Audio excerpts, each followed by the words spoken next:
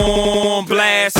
Thank you, everyone, for tuning in to this, the podcast known right now, anyways, as I'll name this football pod later. Part of the On Blast Podcast Network. My name is Sheldon Alexander. Thank you guys again for tuning in. And I'm joined for week 2 once again with my guy, Mr. Matt Russell, sports betting professional and host of the Window Sports Betting Podcast. Mr. Russell, how are you doing, my dude? Excellent, man. Really enjoyable week 1, profitable week 1, which is sort of hand in hand in its enjoyability, of course. But good to have football back. And for some reason, I'm more excited this Thursday than I was last Thursday. There was a lot going on, right? We did the podcast. I was in a Vegas hotel room at 7 a.m. local time, 10 my clock. Like, there's all kinds of stuff going on. I didn't even bet the game. And this week, I knew, of course, you're nervous about week 1 and how that's going to go. We haven't seen anything from anybody. And now it's like we got some, we're in the groove, right? Doing our thing Sunday night, Monday, all of that kind of stuff. And yeah, now it feels like the season's actually happening. I didn't know, and we kind of talked about it last Thursday. I was kind of excited for the season to come back, but then once Sunday hit and I had like all the screens up and, red zones up, I got this game up, I got that game up, I was like, this feels good. Right? Yeah, that Sunday at 12:55 just hits different, right? Exactly. So now we're on to week 2, though. And in the NFL, and what we try to do here, of course, is try to arm you with some information for however you plan to gamble on this weekend's events. But we also try to poke some holes in some gambling narratives. And a big one is to not overreact to week 1. But I got to be honest with you here. There's one that's a little too easy to overreact to just because it's so juicy. So I got to start here. Bill Belichick 1, Tom Brady 0, right? That's right. The Pats are still the Pats. Brady's washed. What's going on? What did you grab from last week's games and just kind of how those games played out? And what do you take forward with that heading into week 2? Yeah, one of my favorite mainstream personalities in the U.S. is Ryan Russillo, and he sort of has this sort of sarcastic element to him that I really enjoy. And one of the things that he started doing after last week was the power ratings, and it's really just Brady and Belichick, right? And so like Belichick is number 1 and Brady is number 2. And I think the point of that, of course, is that it's going to toggle back and forth throughout the season because that's just the way these two teams are built, right? And for me going in, I was like, all right, what's the sort of different variants, the different polar opposites that could potentially happen here with the Patriots team? And to me, that was pretty tight, right? Like you weren't going to see an atrocious defensive team. You weren't going to see a team that was like taking all kinds of penalties and doing ridiculous stuff. All of the hidden stuff, right? They do really well. And that was the case. And they sort of systematically went through and they beat Miami. With the Bucs, right? Everybody was just throwing money at the Bucs plus 3.5, right? Oh, we got that hook. Right? I'm raising my hand for the listeners. I'm raising my hand. Absolutely. That's what I'm, yeah. And I know you were that. And I tried to sort of do my best to be like, listen, like I can't predict the future. I don't necessarily know here, but I'm going to be looking for New Orleans -3 here if that number comes down with all the public money. And then what happens was 4:15 rolls around. I go, okay, let's see what the line is here. Let's see what we've got. And it was up to 4 and 4.5. And I'm like, Yep. People were just like, you know what? We're not waiting around any longer for 3. We're taking this 3.5, pushing it up to 4, and in some cases 4.5. And so I just waited. I was like, that's fine. Tampa scores the first touchdown, and then boom, I was in for the live right there, live money line for the Saints. So as far as the game was concerned, didn't look all that different from Bucs games of the past, right? A pick six from Tom Brady, which of course was his last throw with the Patriots. You'll recall in the end of that playoff game against Tennessee.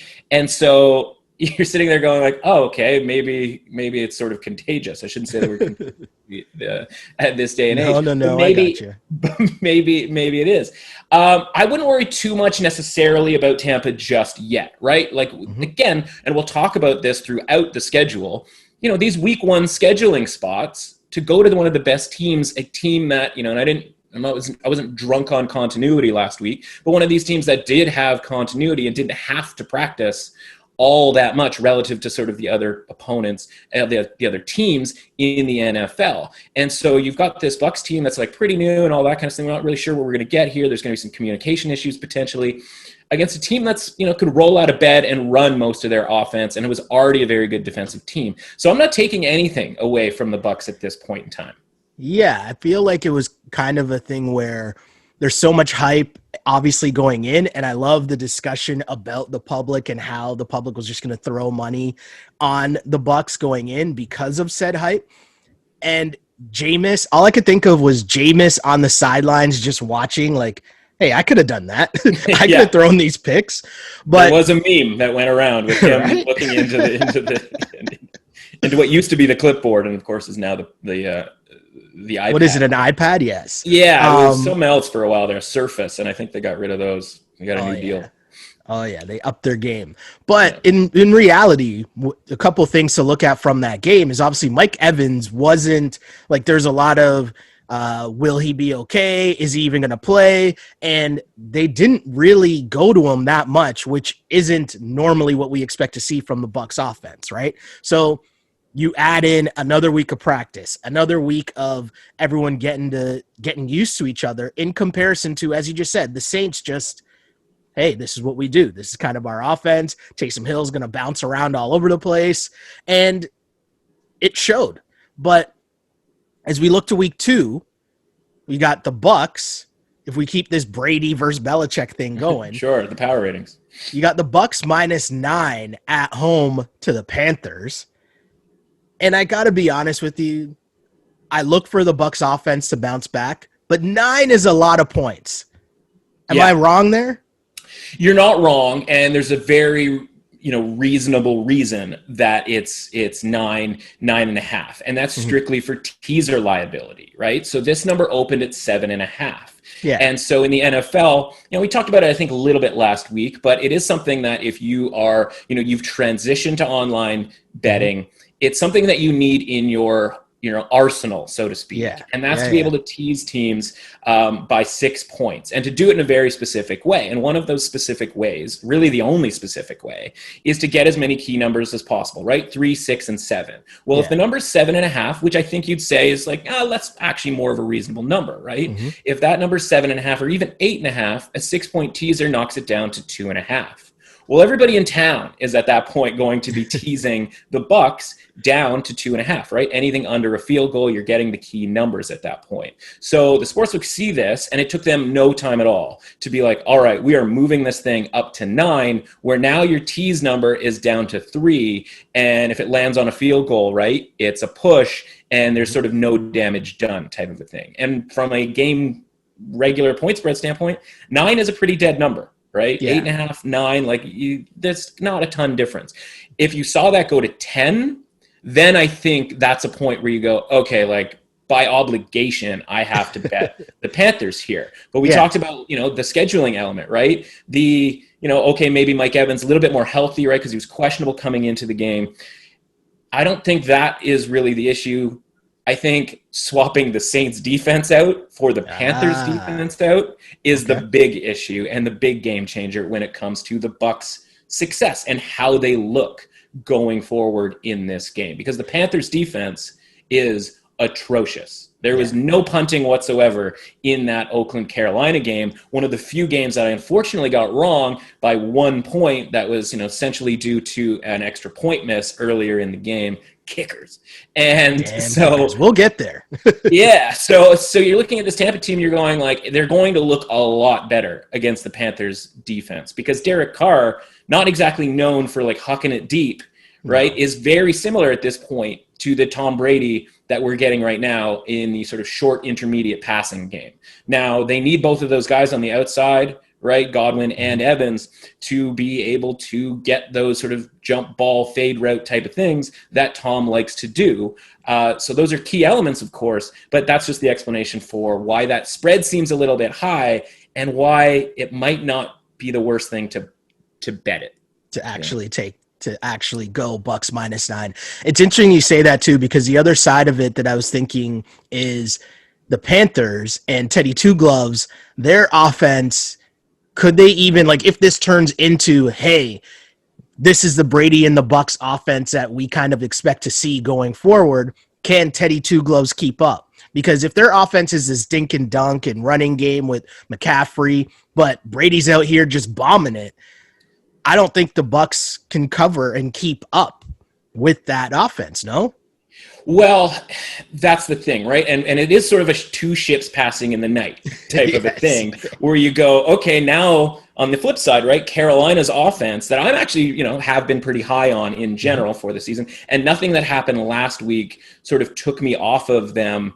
In general, despite, with the exception of the fact that they didn't give it to Christian McCaffrey on 4th and inches, which I, saw in my nightmares for a couple of days after.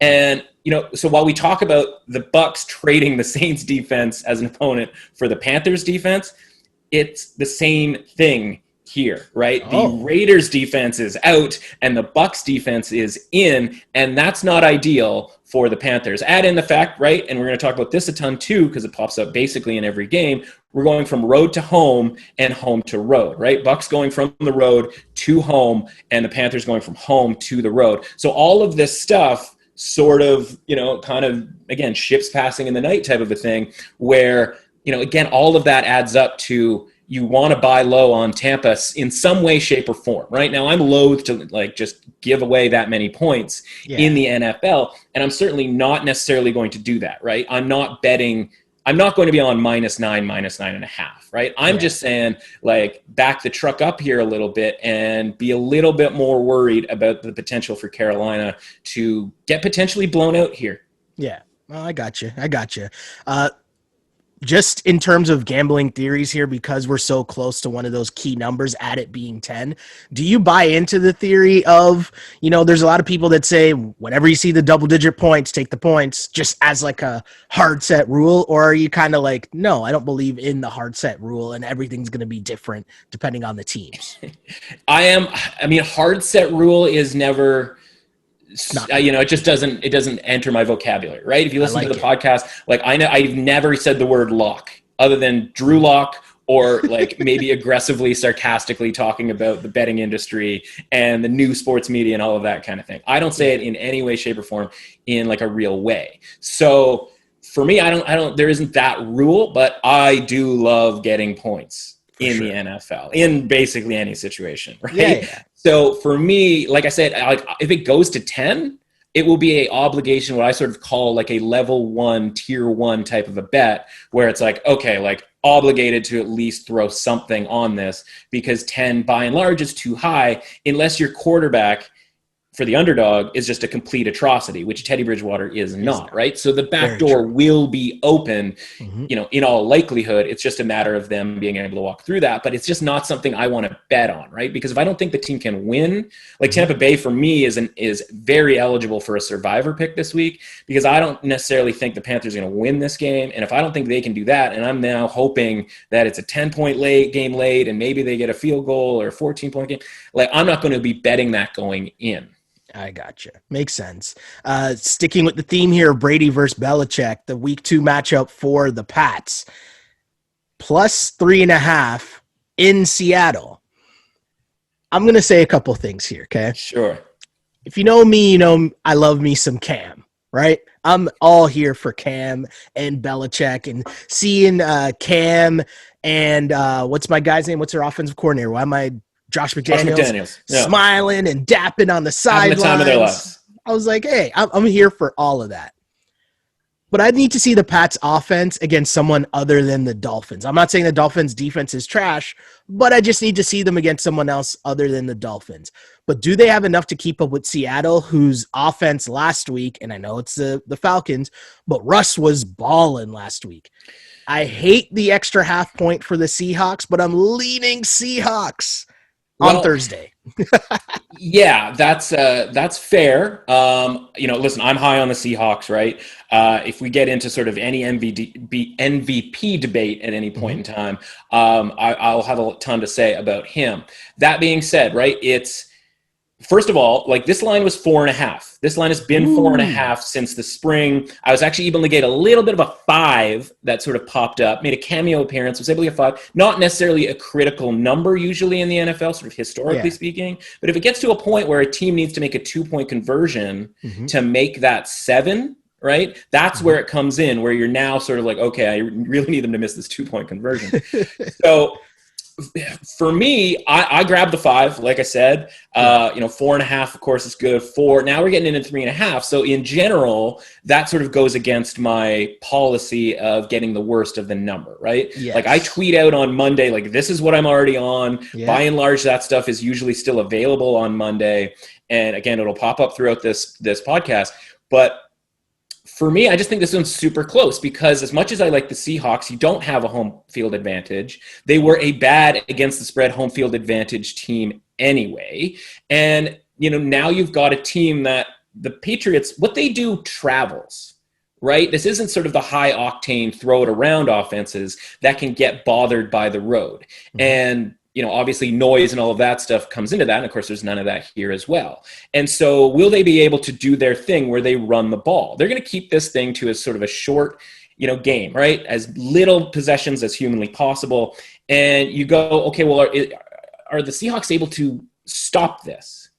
And for me, I haven't necessarily seen anything from the Seahawks defense that would indicate that that's the case, right? Jamal Adams was incredible against the all over the field, man. All over the field. My guy had 12 tackles, a sack, and it's like he's a safety. So, but Belichick knows that, right? And Belichick can trick stuff up that can take advantage of a guy who is theoretically, potentially capable of playing out of position, right? And for sort of taking risks from a defensive standpoint.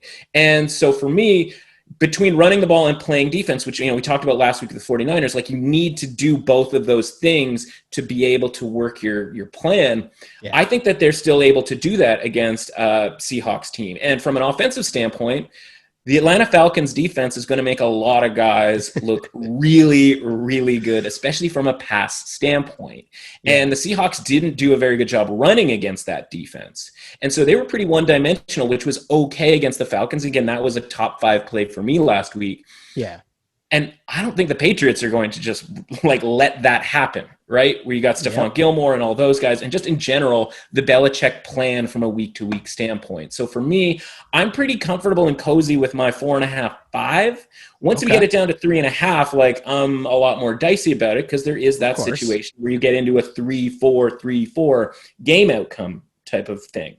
And I just think you get as many points as you possibly get here, and I wouldn't be stunned if the Patriots won the game. It's just hard for me to be like 3.5, totally good, when, again, it was 4.5 earlier in the week. But that number moving the way it did, that's an indication of something out there. Of something, for sure. And I kind of like, the way that we're going to talk about this going forward, just because, obviously you're coming at it from being able to see this is where the number started, this is where the number is, but a lot of the people that are going to listen to this, or kind of like I don't want to say amateur, but beginner, or as I always rep.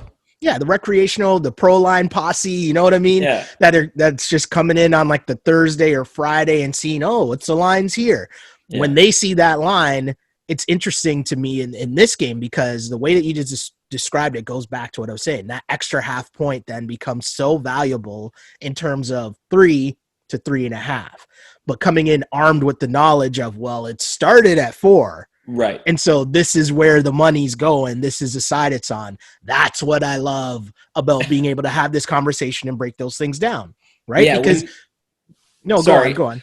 Oh, when the whole Cam Newton thing happened, back in, I guess that was March, right? I literally had this game circled. I did a sort of reaction podcast because there wasn't a ton else to talk about. So I did this sort of reaction podcast, and I was like, week 1, when they're going to be favored by a touchdown against Miami, that's one thing. But where I think there's going to be a ton of value is week 2. So I've had this thing, and again, we talk about sort of knowing your own bias.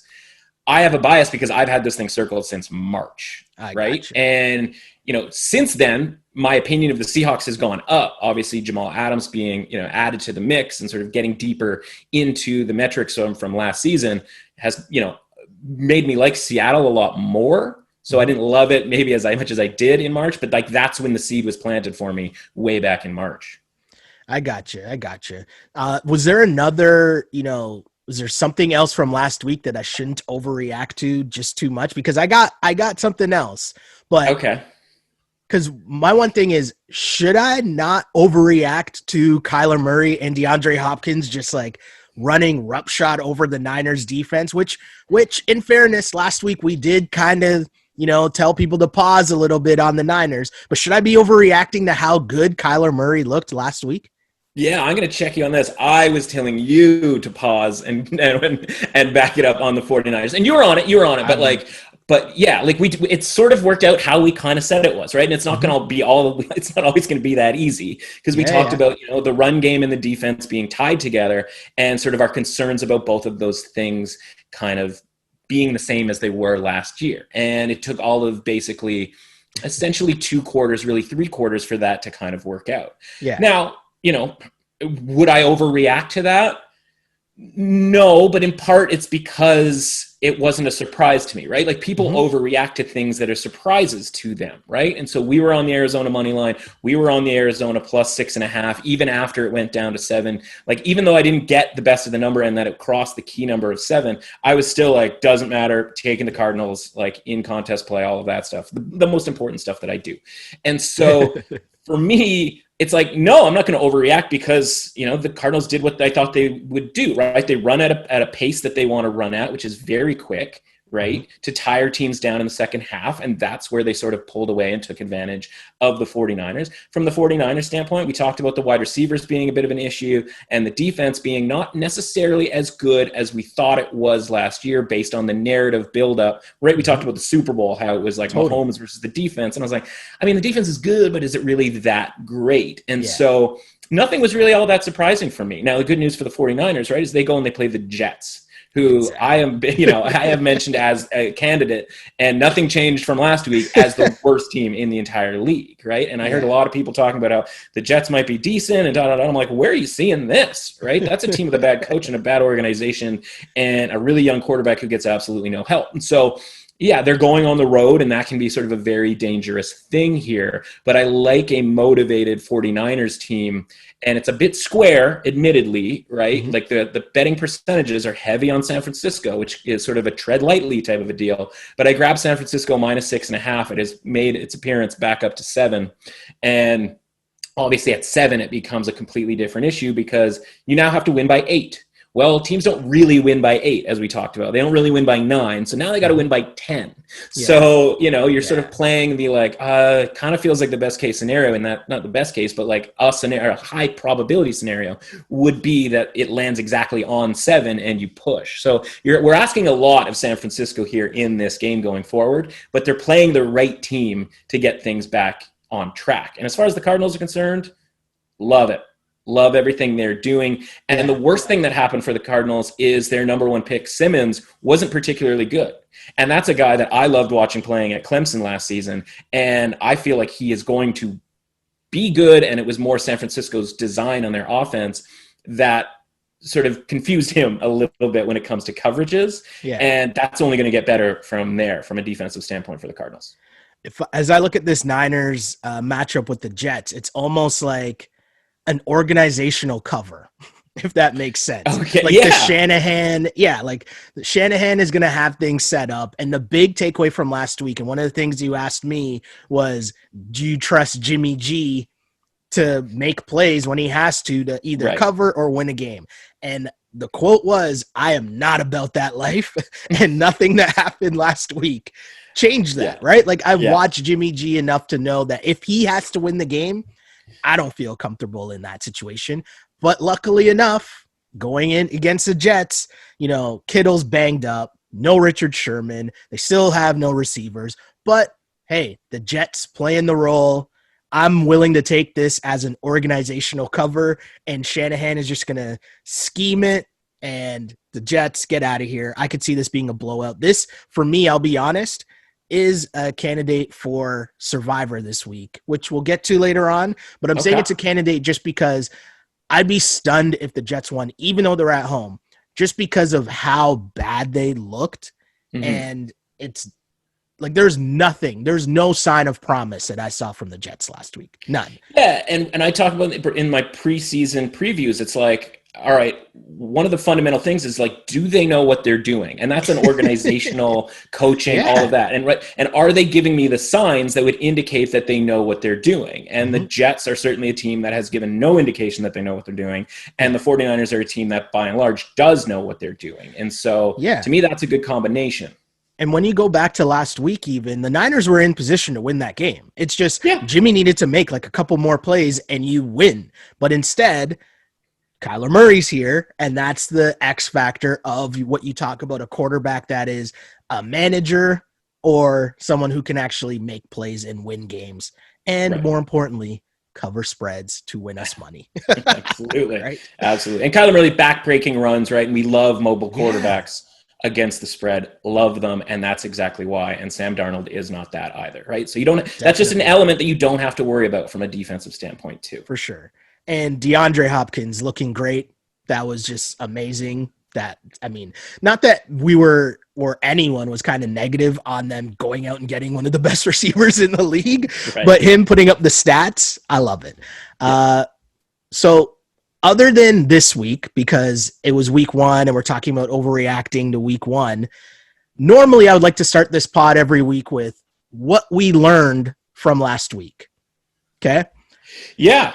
And one of the things that I know I learned was I'm going to continue to listen to you when you talk about certain theories, one of them being the Jags. And we were heavy about the conversation about the Jacksonville Jaguars and people kind of piling on them in terms of, are they one of the worst teams in the league, and the whole narrative of tanking. And you did a great job of debunking that, but also bringing up the fact that teams going to play in Florida in September.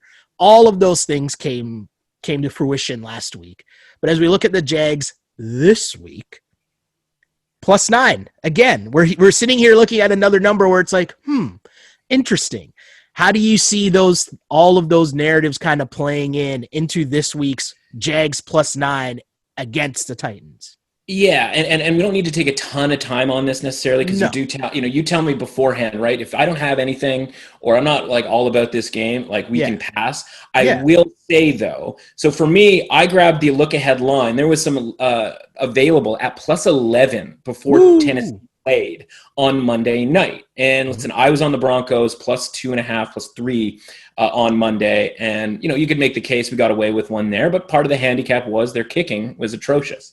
And so for me, I was like +11.5 on a team that at least, and listen, that game was strange, right? That Colts-Jags game, that made us look really good in that they won outright. It wiped out a ton of survivor, entrants in different survivor pools. And that was awesome.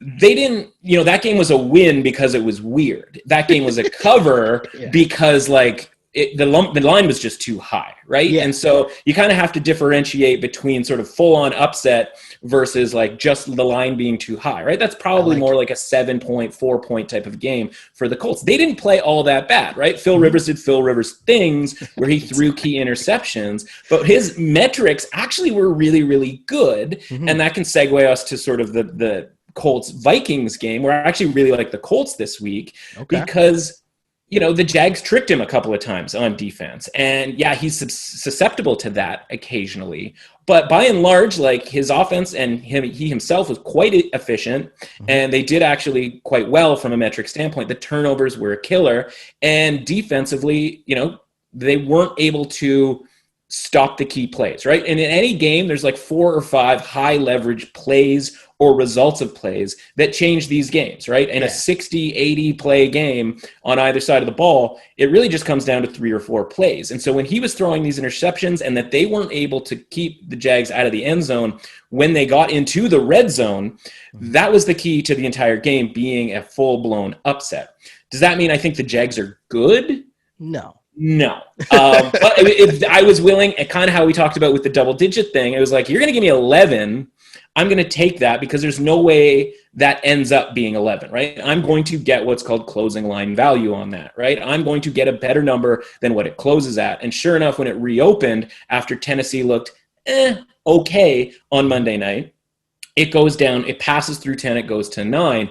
And now you're going, okay, well, Tennessee on a short week, right? They have to travel home, like how prepped and ready are they going to be? And when you're going to give up that many points before the game has even started, that's not ideal. I'm going to stay away from fading the Jags from a survivor standpoint. Yeah. Just because, like if they are better than I think they are, right? If that offense is more efficient, and I'm still even relatively high on the Jags, so, factor that in. But I'm just going to sort of let them do stuff for a while. And if they want to knock off the Titans this week, I'm completely cool with that. I'm not going to be betting that money line. I'm not going to be betting, I'm not going to be taking, whatever. But I'll take my 11 points and I'll just sort of see what happens when it comes to that game. But I love the read of, last week's line was proving that it was a little too high, right? In terms of just the disrespect of the Jags for whatever reason, right? Not saying they're good, but whatever it is that people are looking at, it's way too much disrespect. But mixing that in with Phillip Rivers doing Phillip Rivers things, and that's how you had that outcome. I love how you summed that up because it's just perfect in that sense, right? So I'm with you here, and I'm kind of on this tip where I still like the points even at 9, just because the way that I'm looking at it is I'm still looking at the Jags still being this team that we're perceiving to be way worse than they are. But you mentioned the Titans. And speaking of the Titans, another thing I learned from week 1 is I still hate kickers. Right? Me and you both. You both. Couldn't they not just ban kickers from the NFL? What purpose do kickers serve? Who's there, waiting for the game, and the game's going on, and then it's oh, yeah, the kicker's coming out. Great. Awesome. Tennessee's best success last year was when they just stopped kicking field goals because they realized they couldn't do it. And I talked about in my preview about how, first of all, I made a point, and I think I talked about this on the show last week, but I made a point in my preview to mention the kicker for every single team, because it's a thing that we do not factor in the way that we should because of the way that missed kicks are turnovers, right? It's beyond, they just didn't get the 3 points. It's the expected points that they're giving up based on field position too, right? Yeah. And so every play in a game has an expected points average, right? If you're first and goal at the 1, you have a expected points level that's probably pretty close to 6, right? If you are your own 1, you are at a minus level because the results of this drive are more often going to be that the other team scores the next point, right? For sure. And so when you're giving up when you're missing these field goals, you're giving up all of this, not only the expected points from making the field goal, but you're giving up field position that is going to add on. So it's not just a 3-point swing. It's a 4.2 swing. It's a 6-point swing sort of at the max, but field it's position, it's a really big deal. And it doesn't we don't quantify it into the turnover category when we really should. And so when I talked about the Titans, I looked at their field goal percentage from last year, and I'm 47%? How is that possible? And then I'm and I literally said, and I sort of tweeted out this, the clip on Monday night as this was all happening. And I'm I was wrong. It could actually get worse than 47%. And they ended up winning the game, ironically, on a field goal and kicking, 25%. So it was worse than 47%, but it was still enough for them to get the win. Well, hold on. Part of what I plan to do on this pod is reveal my devastating gambling moments, as you would enjoy every Monday or Tuesday when we used to work together, and I'd come in and be and you would laugh because I'd have just these devastating gambling things because I don't know about key numbers. I don't know about that. This is why we're here to learn, right? Yeah. But I switched my pick last week to the Titans, going into the 2 Monday nighters, right? Okay. I was on Denver. Switched to the Titans at -3. That's all I'm going to say there. Yeah. Right? And listen, -3.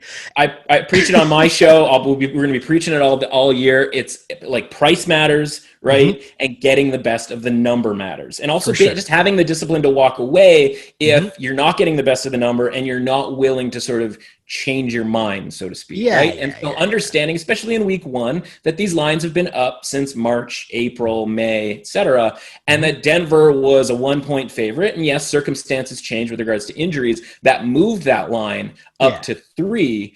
But that's the stuff that when you're trying to hit 55% here over 100 plays, if you're taking one from what should be a win to a loss, right? Now you're going Yeah. 54-46, and you're really starting to get tight to that 52% number, where if you go 52%, you're going to end up losing money over the course of the season.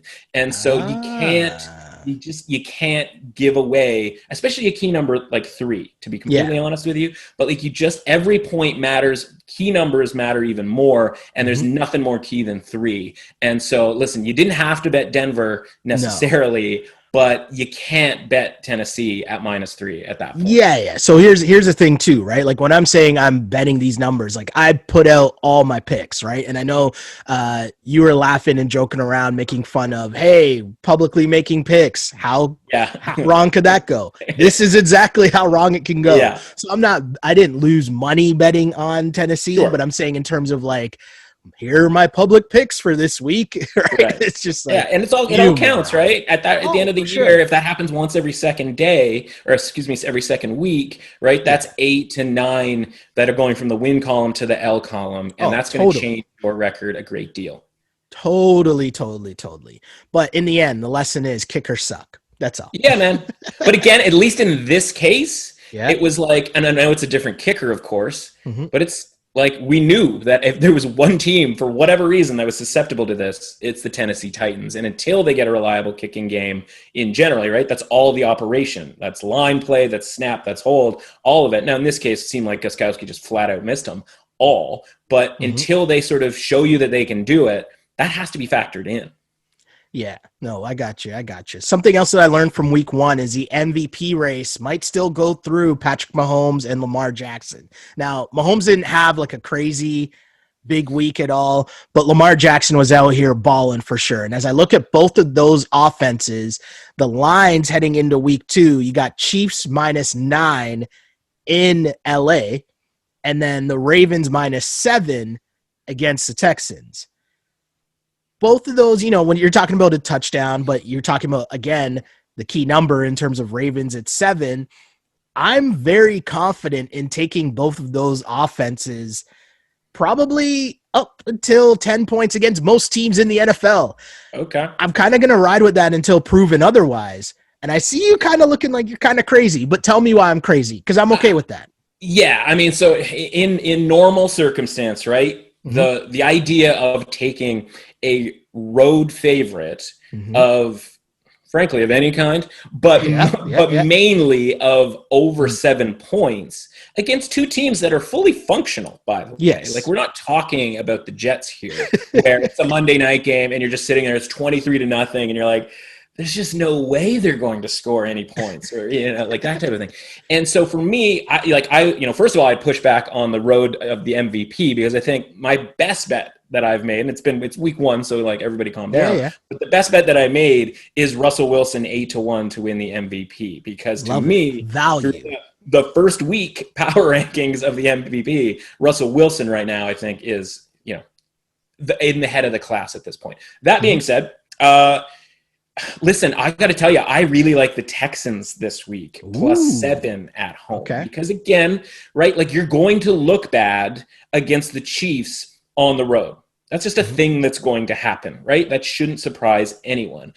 And I don't necessarily love the Texans. We talked about it, last week, how I wasn't, sold on them necessarily, and was able to sort of avoid losing money on betting them by not betting the game at all. And I talked about it on the show, like, Bill O'Brien's just going to Bill O'Brien himself around, right? But they are still pretty good, right? Like, they still have some talent. And, I'll talk about this when it comes to the game Thursday night. But, Baltimore, that was a little cosmetically impressive for them.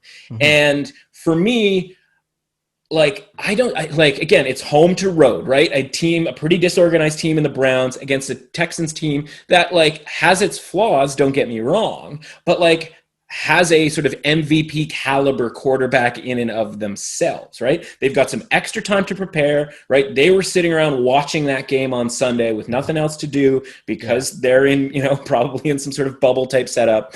And again, they return home after going to, kind of one of the worst places that you can sort of start your season. And of course, Baltimore being one of the worst places for other teams to start their season. Now they go on the road. So this number to me is inflated. I'm hoping it can get up to 7.5, but it's certainly in contention at 7 for a contest pick for me. Now on the Chiefs side of things, similar Hold on. Before we switch to the Chiefs for a sec, though, there's something I want to touch on this. And it's because you just made me think of, it was something you said in relation to one of the games we were just talking about, but the number of 7. And as I think about what you just said in terms of, well, the number is 7, but that's a key number and that's a touchdown. So does that really mean they got to win by 8 now? Right? Yeah. But you can't win by 8. So does that mean 10?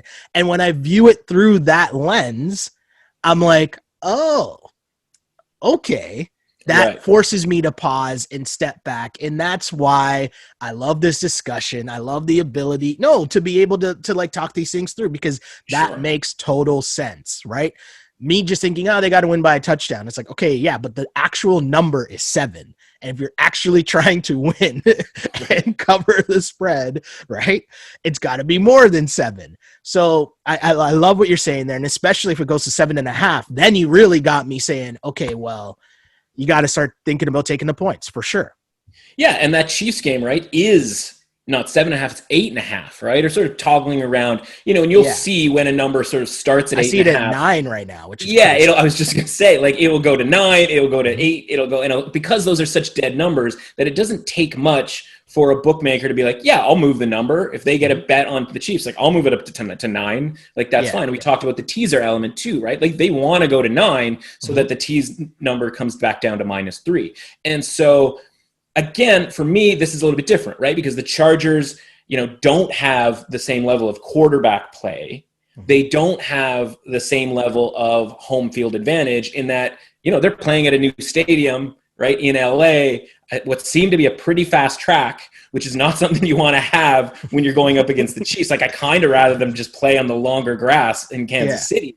But you do have a Chargers team that held Patrick Mahomes pretty tightly last year in a neutral site game in Mexico and a game towards the end of the season in Kansas City, where I believe he was 1 touchdown, 1 interception in both games and didn't crack 300 yards in either game. So from a sort of defensive plan standpoint, with the way that they're able to rush with Bosa and Ingram, like, they do play this team relatively well, especially relative to the rest of the league. And so when you do start saying, okay, 8, 8.5, 9, it is because it's really still a neutral field. Like, that's why I'm not like, grab the Chargers plus the points, like, blah, blah, blah, blah, blah.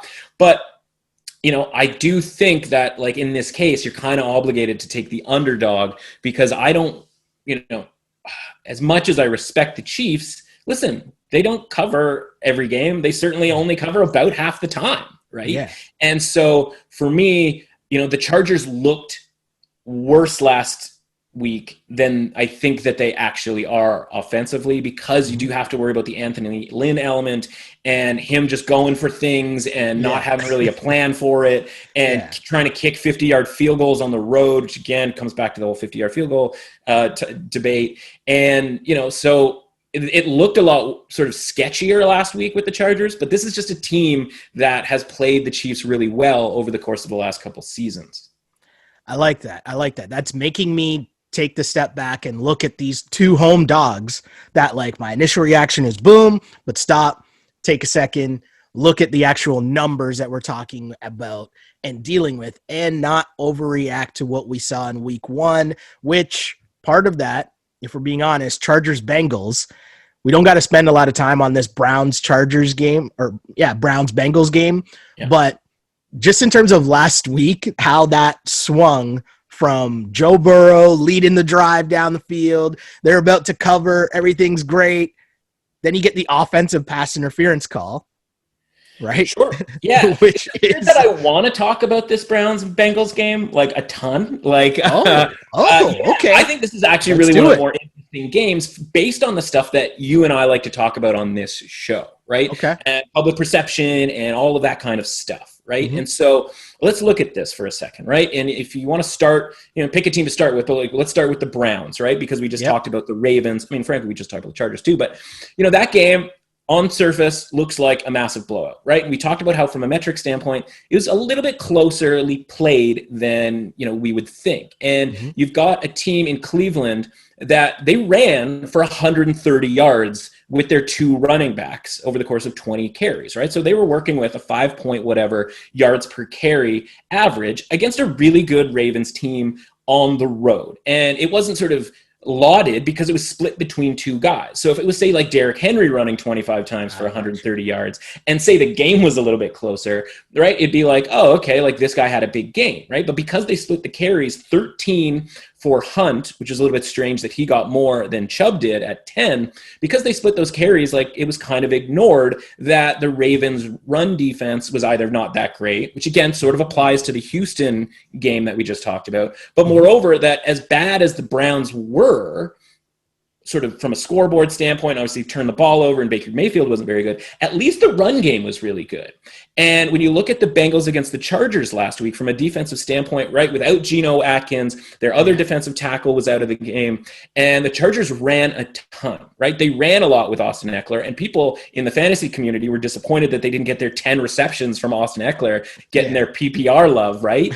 And after the game, Anthony Lynn was like, listen, like we consider touches to be kind of equal, right? And we gave him, whatever it was, 18 to 20 touches. And then the rookie at a UCLA, Kelly, he was gashing for some pretty big runs, right? And so clearly the Bengals run defense isn't up to snuff, right? And so you go, okay, well, we don't necessarily need Baker Mayfield to be all that great. We just need them to work that ground game. And Kevin Stefanski, their new coach, is a very ground game oriented guy, and he wants to run 2 tight ends. He wants to sort of play action pass and do all that kind of thing. And so, if we could get Baker just with 20 pass attempts in this game and right, the running game with splitting these 2 guys with say 15 to maybe even 18 each. Yeah, I think the Browns crushed the Bengals. And you go, well, the Bengals looked pretty good, didn't they? And like a close game, and like they could have, should have won or whatever. This is where the public perception thing comes in. I love this element. I was watching baseball last night on TSN here in Canada, and a commercial comes up for the game tonight. And it's, it said like Joe Burrow, I don't think they called him like electric or whatever, but impresses in his debut. And I literally like stopped in my living room and I was like, is that what we think that was? Because Joe Burrow had 88 yards in the middle of the 4th quarter. And listen, I cashed a Joe Burrow over rushing yards prop when he ran for that touchdown because Joe Burrow runs better than people think. And by the way, that number, speaking of perception, went from 14.5 last week to 24.5. So my guy's rush yard prop went 10 yards just because people weren't aware that he could run because he was a white guy or something. I don't know what the deal was. So it's like, I mean, hold on, that never happens in public perception, right? Right? Nah. Sneaky fast. So I'm saying, like, is that what people think? And you go, well, how did people watch that game last week, right? And they did it one of 2 ways. One, they watch it via Red Zone, which of course interchanges the other 2 games. And Arizona, San Francisco was far more entertaining from a Red Zone standpoint. And of course, New Orleans and Tampa Bay was far more entertaining. Or they watched the Fox game of the week, which of course was Tampa and New Orleans. And then they flip over at the end to see what's the close game at the end. And in this case, it was Cincinnati and LA. And they see Burrow's coming down the field and this pass interference that frankly was pass interference. He pushed off, the guy made the call really right away. And Bullock misses the kick to potentially force overtime. But they were welcome to do something before that drive if they wanted to. They just didn't. And frankly, the Chargers blew every opportunity, right? Missed field goal, 2 missed 4th downs, even at the end where they were 1st and goal and they only kicked a field goal, which sort of felt like you're going to be in trouble here, right? So the idea that Burrow is great, and again, I love Joe Burrow. I cashed a 50-1 Heisman ticket on Joe Burrow. He's my guy for life based on that. But I'm watching this game, and that's just not how this worked. And now you're going from home to road with Cincinnati on a short week in a scenario where on Thursday, favorites cover more often than they do any other time because the better team is sort of in general more prepared. Like we talked about the Saints, right? They roll out of bed and they can run their offense. Well, that's not necessarily the case with the Browns, but if all you have to do is turn around and hand it off and do some work from that standpoint, to me, I grabbed it at 5.5 earlier this week. 6 is still good for me, right?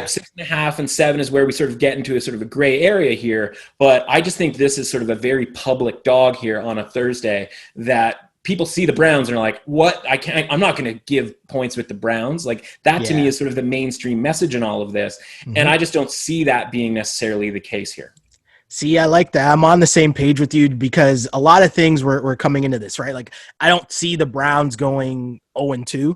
So I see them coming out in a thing where, and I know that's one of those narratives again, but the reason is it's just they're not as trash as we're gonna pile them on. You know what I mean? There's elements of piling on the Browns because it's fun and making fun of Baker and laughing at Odell and whatever. But the reality is a lot of what you just said, especially about their new head coach, he's gonna run the ball. Like if you just think of what a lot of their success was based on not allowing Kirk Cousins just to fuck things up, right? Yeah, honestly. It's kind of the same thing. And so I look at the line and again, I'm praising you in terms of getting me to think about the numbers and it being at 6 still.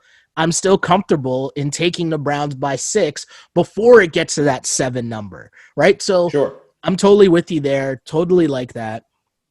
And again, Baker, just chill out, man.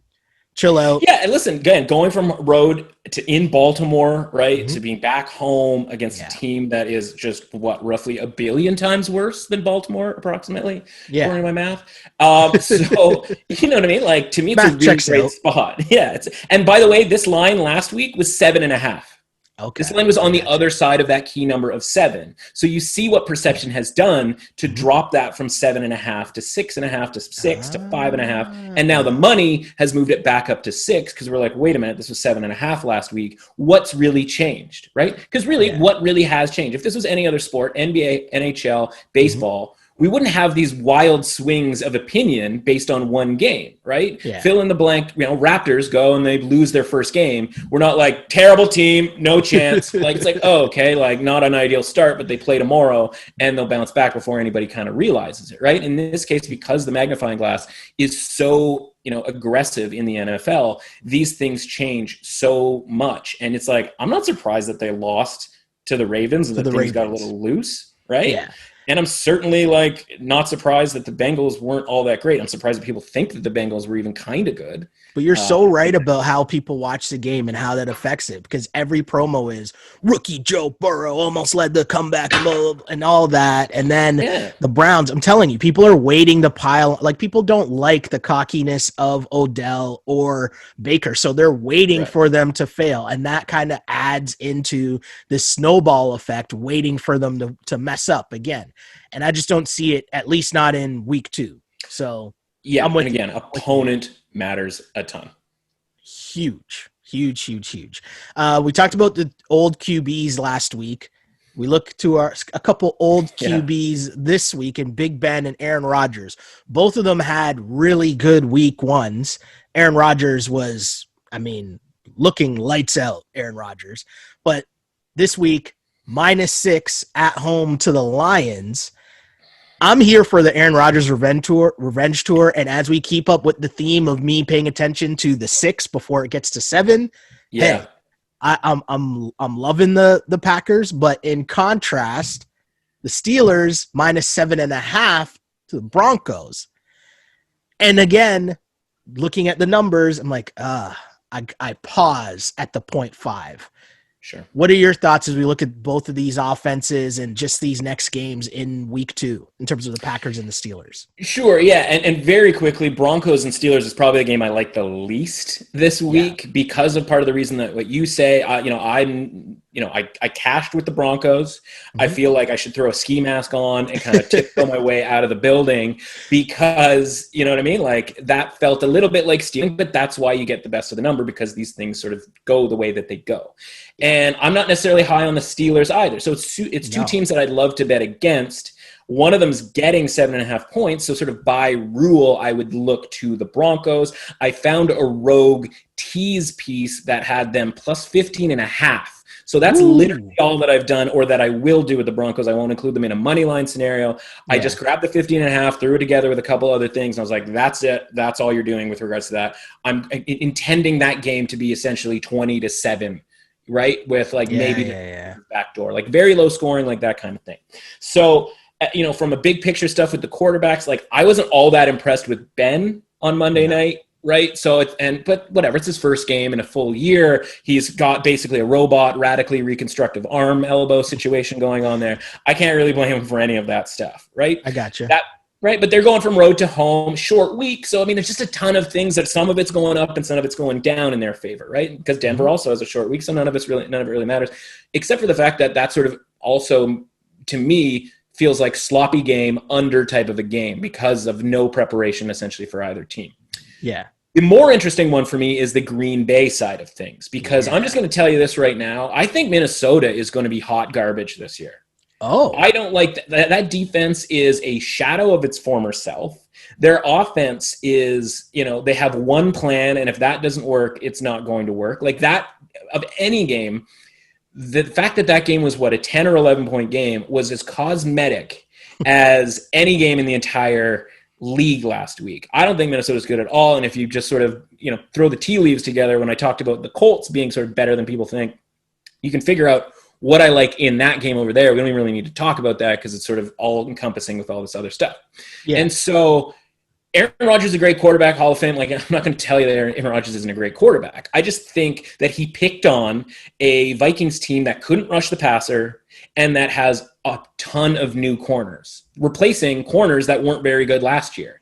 And so for me, it's like, listen, now they go home, though, and they're playing Detroit. Now, the whole thing with this game is how many guys on Detroit need to get injured before you and I are playing in the secondary, right? Because, I tweeted about it last week because I needed the Bears in the tease piece at plus 8.5, and it didn't even look like that was going to come in. And I was like, really, the Lions are going to use half their team to beat the Bears here? This is ridiculous, because they had so many guys go out before the game even started, right? Like their top pick, Okudah, handful of guys on the defensive line, obviously Kenny Galladay from an offensive standpoint, and they were still killing the Bears. And then it just keeps going up, right? Trufant gets hurt for the Lions. They had a couple other defensive backs get hurt, and you're just like, eventually, something's got to give here. And sure enough, it did, right? Mitch Trubisky threw 3 touchdowns.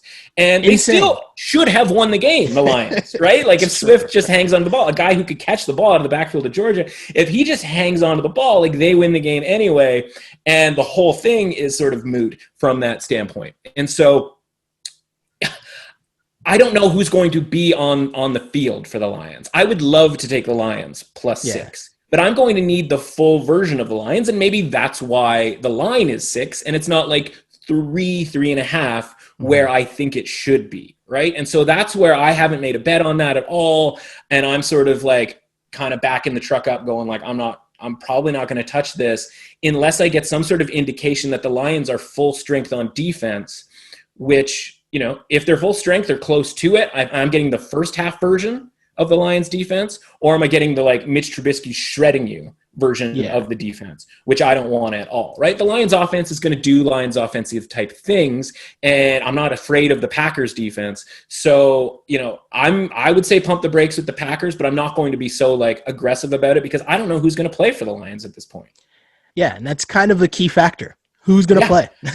Are you and I the safety tandem this week? Because if we are, they're in trouble. Because we don't have the lateral quickness that we used to. That Trubisky thing caught me so off guard. I was just like, wait, what's going on here? Because it can't be possible that he's actually good, right? Something's up. But and then you look into it and you're like, oh, okay, this is what's going on here. Yeah, because they have to go 3 wide, right? And then the Lions are like, well, I don't think we have 3 guys to cover that many wide receivers. And that's where, bleep hits the fan, right? So one last thing I learned from week 1 is that apparently flopping is a thing in the NFL. And, this is kind of funny because late in the game, if you go back to last week, we were talking about the Cowboys being overvalued, but also people not really taking the Rams as seriously as they should. And I think both of those things kind of collided. Yeah. And it does come down to this call where Michael Gallup and the push-off and Jalen Ramsey pushing his head out and whatever, all that stuff. But when I look at week 2 matchups involving the Cowboys and the Rams, you got the Cowboys at home -4 to the Falcons. Yeah. And then you got the Rams +1 in Philly. A couple of things I'm going to say here, though, before I get your take, and you tell me, as always, if I'm crazy or not. I have trouble betting on the Eagles to do anything until, much like what you were just saying about, the Lions, who's playing for their team, right? What does their O-line consist of? There's just so many question marks with the Eagles. I have trouble taking them to win any game. Sure. Especially after losing to Washington. But from the Cowboys side of things, -4. 4 is a weird number. And what I want to ask you is about this concept of the Vegas zone, I think popularized by, Sal and Simmons. Yeah. Right?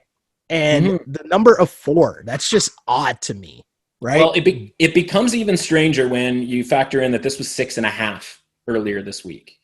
Okay. And so this thing has moved a great deal. I was able to sort of jump on the train at 6, and I'm fine with that. Now that it's down to 4, I would actually probably lean Cowboys because I don't really trust the Falcons in any way defensively. Yeah. It just felt like touchdown, full 6 points of touchdown was really high in a game that is should be points, right? And when you get into that shootout zone where no one can stop anybody, and it gets to that point where you go, okay, I can't give 6 points in a game that is going to be 42-42 at some point. Might just come down to whoever has the ball last, Yeah, or who's forced to take a field goal early on, right? Where it gets into that 3, one team's up 3, the other team's up 4, the other team's up 3, the other team's up 4, right? Yeah. And again, the number matters. So I don't think you can take 4 with the Falcons. That's just how I go about my business, right? Yeah.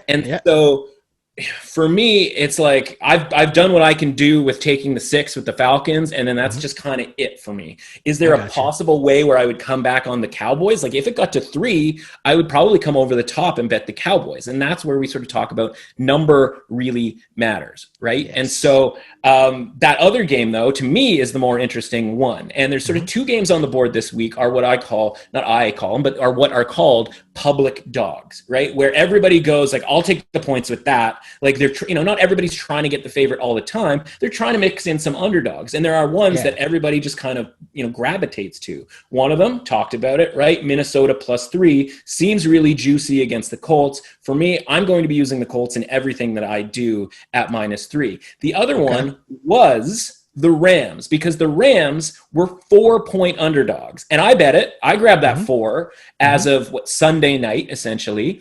And so I grabbed that 4, and it now comes all the way down to the point where the Rams are actually favored. And it's sort of toggled between -1 on either side. But at that point, right, it ceases to be all that important. Yeah. And for me, now that I'm looking at this going, okay, I grabbed that number because that number was just too high. It doesn't mean that I don't think the Eagles win the game. It just means that 4, them being favored by 4 is a little outrageous, right? Yeah. I actually do like the Eagles in this game because their expectation to get Lane Johnson back, right, and get Miles Sanders back for me and we're moving again from road to home, right? And as much as, they lost to the Redskins, the Washington football team, they were still dominating that first half. Not dominating, but they were still up a fair amount in that first half. It's like 17-0, no? So exactly. It isn't a situation where the Eagles stink, like they lost to the Washington football team, blah, blah, blah. And frankly, the Rams, we were on it. That was a great spot for them, right? And in football, we talk about spots. And in this case, the spot for the Rams last week is sort of diametrically opposite to this week. Now they're going across country against a team that frankly is a little bit upset and a little bit embarrassed. And for me, with professional sports, especially the NFL, because you have the week to stew on it, being embarrassed is the key, right, to finding teams' motivation. Money, whatever, the checks are going to come in, the coach yelling at them doesn't really matter. But when you get embarrassed, when you lose to the Washington football team, that's disgraceful. And you're going to really hear about that the rest of the week. Yeah, as you mentioned, you talk about the narratives of a team being embarrassed the week before. That makes me think of, I remember seeing the stories last year of Mitch Trubisky talking about how the story leaked out about going into the team cafeteria, and whether it was ESPN or the NFL Network was on and they were trashing their team. And he walks in and turns off all the TVs.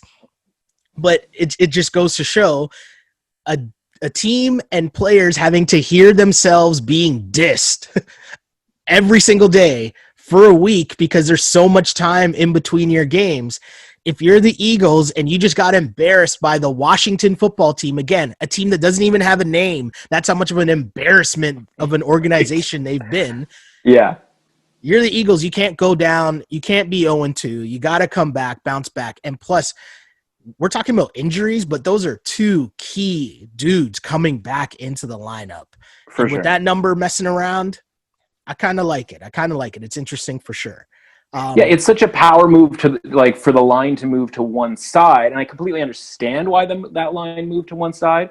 But this is still a decent team in the Eagles, right? This isn't a team. This isn't a garbage team getting blown out, because you can get blown out and be embarrassed, but if you stink, that's just how your life is going to be. But when you're the Eagles and you go, okay, we need to tighten a couple of things up here, and we're getting a couple key guys back. To me, this is a really interesting spot for them. Question for you too, talking about spots. Rams at home versus Cowboys. Cowboys almost winning that game, but now you're talking Rams on the road against the Eagles. How do you see the Eagles in comparison to the Cowboys? Right? That's kind of a play to think about that matchup as well, just in terms of, the Eagles could be as good as the Cowboys, no? Yeah, and I think that's a thing that people sort of fall into, and I'm glad that you sort of bring that up, because it isn't sort of A is better than B, B is better than C, so A must be better than C, right? Yeah. We see this all the time in the NFL, just in general, where team will win on the road, and then in the divisional rematch later on in the season, you go, oh, well, now they're at home, so they must beat them because they beat them at, Carolina beat Tampa on the road, so they're definitely going to win at home, and then the road team wins again. These things restart 0-0, right? And there's different matchups, and like you said, there's different situations, and that's what the spot indicates, right?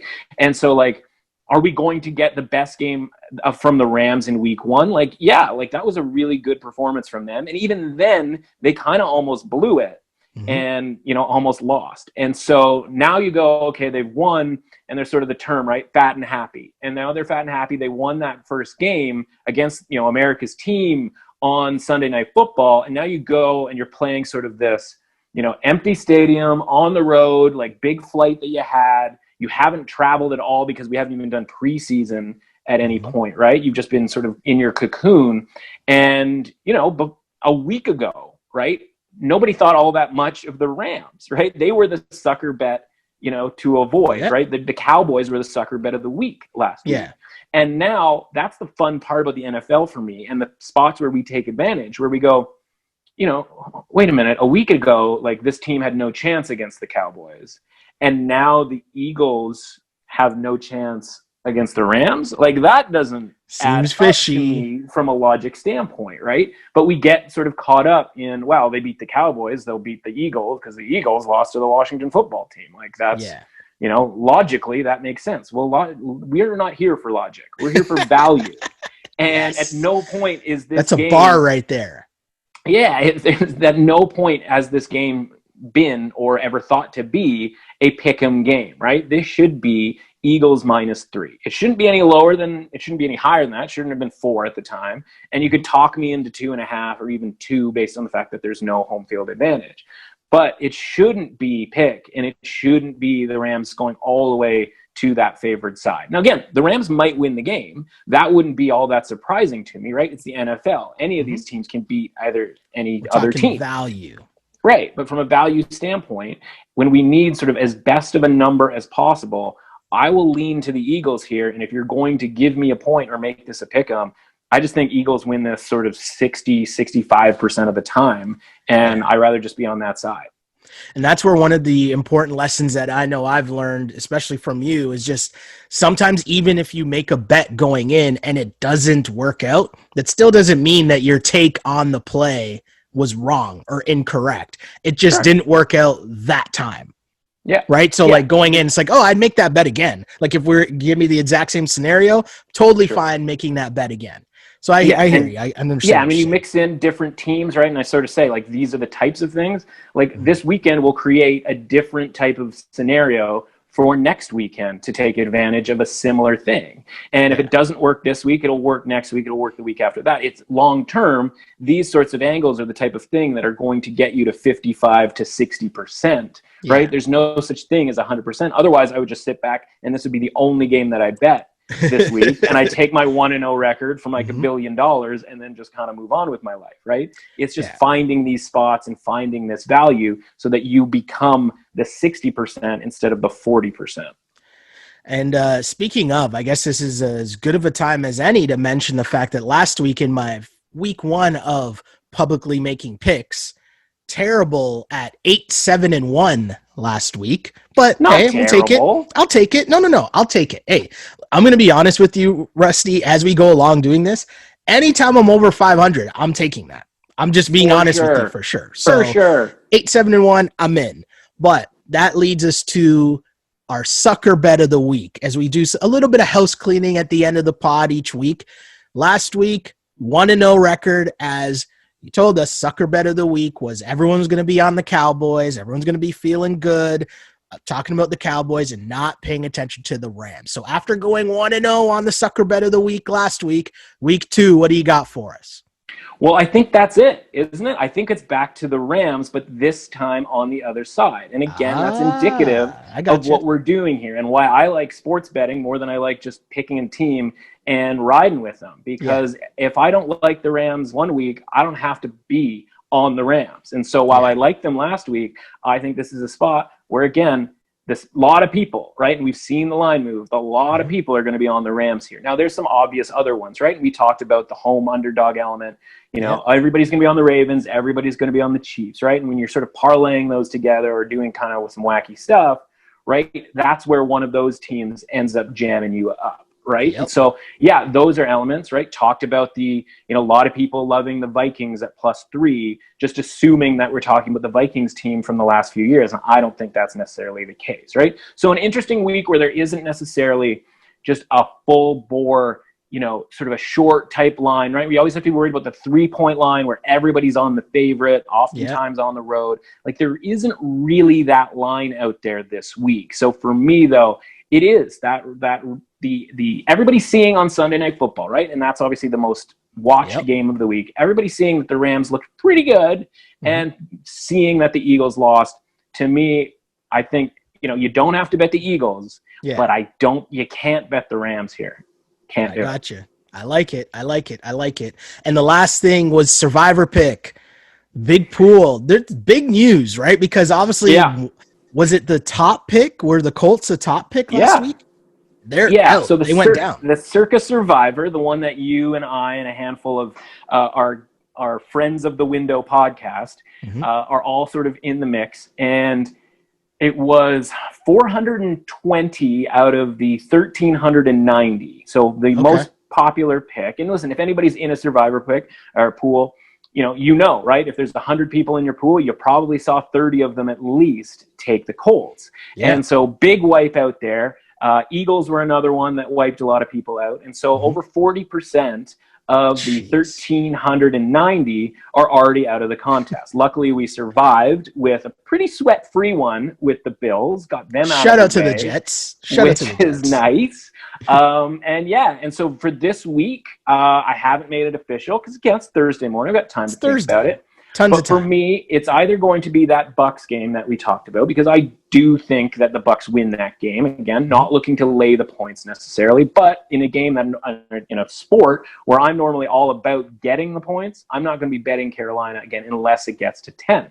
And so that's a candidate. But the one that I sort of was thinking about going with since last week, and I would really be kicking myself if I didn't, and then say Carolina's offense did just enough to beat the Bucs if Tom's going to throw some more pick sixes and all of that kind of thing, is the Arizona Cardinals. And we talked about it briefly, but we did it more in the form of the 49ers in that this Cardinals team is, I think, pretty legit. And they're going unlike most teams that looked good, who looked good at home and are now going on the road, it's the opposite for the Cardinals. They're going from the road, where they get a road upset, to home against a Washington football team that might be overvalued just because they beat the Eagles. Now, as much as they get sort of full value for beating the Eagles, that was really one good half from the football team. And two, the best thing that the football team does is their defensive line, right? And the pressure that they get. They sack Carson Wentz 8 times, right? They're pretty deep. Well, the Cardinals have, run at a pace that should tire out that Redskins, God, I did it again, that Washington football team defensive line, so that they're going to take the starch out of them there the same way that they took the starch out of the 49ers, right? The 49ers have a pretty good defensive line too, right? Yes, they do. And they were able to do just enough to sort of not allow them to wreck that game. So when you're taking away the best thing that the Washington football team does, and, mobile quarterback, which, Carson Wentz is a mobile quarterback, but he's had a surgery or two and one on his knee and all of that kind of thing. It's a different deal. Like, you watch Kyler Murray, my guy goes, right? And so and they're obviously have taken the sort of, hood, or however you want to put it, off of him. Mm-hmm. And now they're letting him run, because last year they didn't let him run all that much, right? But he's carrying the ball, 10 times, 90 yards, something along those lines. And for me, the Washington football team's not going to be able to do what they did defensively against the Eagles the way they're going to have to do it against the Cardinals, right? And from an offensive standpoint, the Washington football team didn't look great. I was disappointed. That was one of the few props, went 10-3 in single game props last week. One of the 3 was a Haskins over, because, again, I expected, and listen, his number wasn't particularly high. It was like 220 or something like that. And, I expected a better pace and sort of better production, and he just didn't do enough in the first half to come anywhere close to that. But the point is it's not like their offense was great against the Eagles. So I'm expecting, sort of a mediocre showing again, like a 13 points type of an effort from Washington, whereas I think the Cardinals can get up to like 27. And so -6.5, and the survivor pick probably is going to be the Cardinals, in part because, again, we're trying to win a survivor pool. We're not just trying to survive a survivor pool. So you got to use teams that you don't necessarily want to use late in the year, because all it takes is some sort of Kyler Murray injury in week 4, and no matter the matchup the rest of the season, it becomes a lot dicey, right? So for me, I rather sort of use them, get that out of the way. But the same applies for Tampa. So it's really between the two. Interesting. Okay. I like those for sure. That is a solid pick again. And this has been a lot of fun, man. I really enjoy this. And I like how, even as I'm throwing things out and we talk it through, I'm like, oh, okay, that makes sense. That's like, it's perfect for exactly what I envisioned. And in terms of just us having, like, this is, I know this sounds like a cliche thing that people say on podcasts all the time, but this is actually the conversations that we would have when we work together. I would come in on the Monday and be like, oh man, I screwed up on this. I screwed up on that, blah, blah, blah. We'd laugh and whatever. And I'd scold you. I'd be like, how dare you take the 3 or give the 3 with Tennessee? Like, have I not taught you anything? Is what we'd say. And you'd be like, yeah, man, I'm sorry. Like, you would apologize to me. You'd be like, I'm sorry. And I was like, God, you learn nothing here. Oh, but man, this is turning into the thing I look forward to the most. And I love talking it out with you every Thursday. This is fun. It's a lot of fun for sure, man. But in terms of the window, what do you got going on? Obviously, NBA playoffs the conference finals are now up and running. Kawhi, what happened there? So much going on, but talk to me about the window pod. What you guys got going on there? What you got going on there, pardon me. Well, and where people can find it, man, every day. Yeah, first and foremost, if you missed Tuesday's episode, you really failed yourself, because my man Sheldon Alexander was on that one, and we got deep into the recesses of the NBA, as everybody who's listening to this knows my guy's capable of doing, right? But we took it to a gambling element, right? We got there with the Heat in game 1, which, we spent like 20 minutes talking about our boy Jimmy Butler. And sure enough, right, he gets the and one, the key to the game. Things get really sort of hectic in that one. For me, spoiler alert, I like the Celts tonight, and I talk about why in the show today. Today's show was wild because I was literally kind of going through and I'm like, there are so many sports going on. I was like, am I forgetting a sport? And I was literally like listing the sports, right? I was like, hey, we talked about baseball, like on the podcast, because there's just so much going on. And so really quick episode today because, you know, there's one hockey game, one basketball game, one football game. Wednesday's episode, if you're into sports betting, if you're into sort of, you know, career choices and career stories, I had Colin Wilson from the Action Network on. Okay. And over the summer, I did a handful of these sort of bios of different people in the sports betting industry. People who are, in theory, here to help you win money, not unlike, you know, you and I are right now with people, right? And because there was no sports on, listen, a lot of people were really generous with their time, right? Chad Millman from formerly of ESPN, of the Action Network, runs that now. Preston Johnson, a professional bettor who's on ESPN's Daily Wager, et cetera, et cetera. So I got Colin Wilson, who's on the Action Network, and we were talking about golf primarily, right? Because US Open this week, and the idea is he and I both have the same strategy with regards to golf, and that's live betting. So the important thing there is that if you missed it, it's not like you missed us just giving out a handful of plays before the tournament started and it's too late. It's not, right? We both talk about how we make bets on Thursday, Friday, and for me, Saturday, him even Sunday morning, right? Which is still applicable right now as we throw out a bunch of different guys that we are keeping our eye on, either to get a better price or to wait and see if they're actually going to contend. And so really interesting from that standpoint. But he also talked about how, you know, nobody wakes up when they're 7 years old and goes, I want to be a sports bettor. Right? Like nobody goes like, I want to be a professional sports bettor when I grow up, or I want to do this, whatever, right? We all want, in theory, doctors, whatever, et cetera. And so his story on sort of how he had a really sort of pretty good career going through his late 20s, and how he was just like, all right, like, I just want to do this. I just want to be in sports betting, and sort of talking about going to Vegas and schmoozing different bookmakers and stuff, and really interesting story. So we did a good hour with him. He's, you know, really nice guy, generous with his time. But point is, you can find that along with the one I did with you on Tuesday, and anything Monday to Friday. And the Sunday show is sort of it's kind of the big one right now, because that's, you know, we talk theoretically and I sort of say who I like and who I don't like in this episode and sort of throughout the week. But on Sunday, it's like, all right, these are the plays. These are my 5 circa contest against the spread plays that I'm using. Here are the last cuts. Here are the most popular plays in the contest for other people. So you can sort of decide whether you want to fade or follow those. And I kind of give my impressions on whether I like or, you know, disagree or agree with any of those. And we start, you know, and we talk teasers. We talk, you know, underdog money lines, you know, the stuff that kind of can juice up your weekend if you have a mediocre against the spread weekend, but you hit a couple money lines or you hit a couple of teasers, something along those lines, right?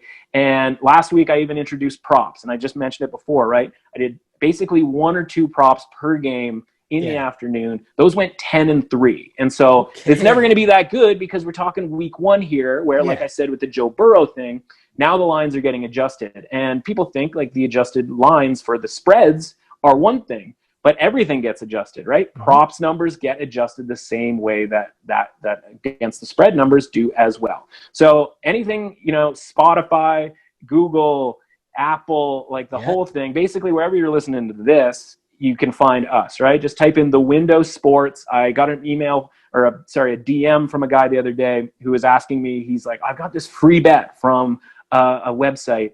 It's $500. Like, how should I play this? Da, da, da, da, da. And I sort of answered the question, and he's like, and I was like, how did you hear about the podcast? Like, where are you from? How did you hear about the podcast? And he's like, oh, I just searched it. I was just searching for betting podcasts, and it pops right up.